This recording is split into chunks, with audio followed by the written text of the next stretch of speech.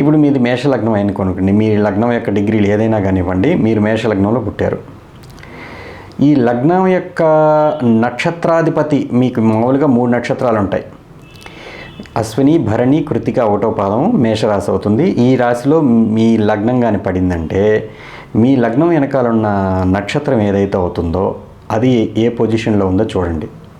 అంటే కేంద్ర త్రికోణాల్లో ఉందా, మిత్రక్షేత్రాల్లో ఉందా చూడండి, ఉచ్చ స్థితిలో ఉందా, ఇవన్నీ ఆ నక్షత్రాధిపతికి కూడా వర్తిస్తాయి.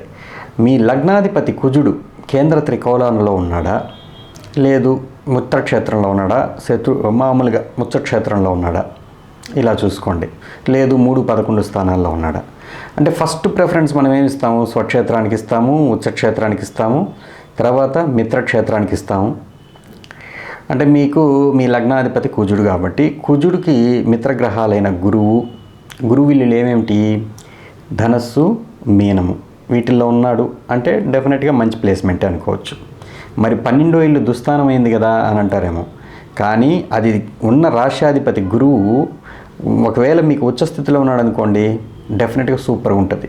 లేదండి ఇది మిత్రక్షేత్రమే కదా, ఇబ్బంది ఏం చేయడు కదా అని అంటే నిజమే, చేయడు. ఎప్పుడు చేయడు అంటే మీరు పరాయి దేశాల్లో లక్ స్టార్ట్ అవుతుంది.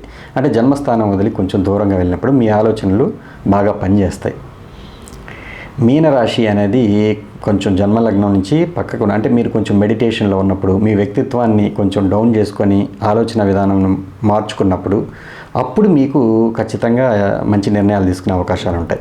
అంటే టెంపుల్కి వెళ్ళి కూర్చోవడం, లేదు ధ్యానంలో కూర్చోవడం, ఇవన్నీ కూడా లగ్నాధిపతి ద్వాదశంలో ఉన్న వాళ్ళకి, మేషలగ్నం వాళ్ళకి మంచి రెమెడీస్. లేదు ఇది డొనేషన్ ప్లేస్, మీరు డొనేషన్స్ ఎప్పుడైతే స్టార్ట్ చేస్తారో అది అన్నదానం కావచ్చు, ఏదైనా కావచ్చు, ఇది మంచి రెమెడీగా తీసుకోవచ్చు.